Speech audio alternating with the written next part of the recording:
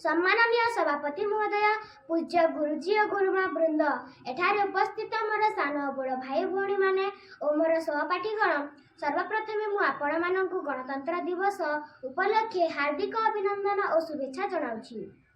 आज 26 आज पवित्र दिन रे मते किछि कहिबाकु सुयोग मिलितिबारु मु निजकु धन्य मने करूछि।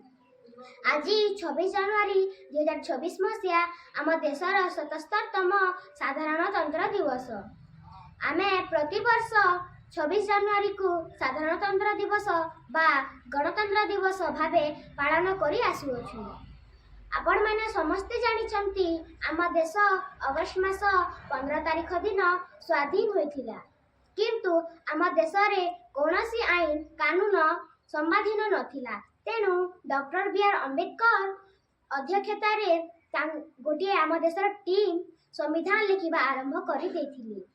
1950 मसीहा जनवरी 26 तारिख रे आम देश रे संविधान कार्यकारी हैला।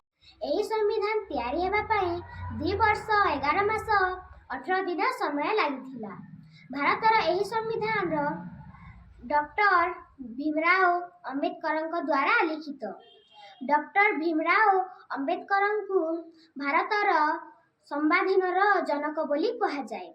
आज पवित्र दिन रे सारा स्कूल, समस्त स्कूल, सारा कॉलेज और सरकारी अनुष्ठान मानकर जातीय पताका उत्तोलन करा जाए एवं जातीय संगीत गान करा जाए। समस्ते मिलीमिशी शपथ नेबा जे आम देश को विश्व रे सर्वोत्तम रूपे गढ़िबा और आमे सबु बेले आम संविधान को सम्मान देबा। मु एतिकी कहि मोर वक्तव्य शेष करूछि। जय हिंद, जय भारत, वंदे मातरम।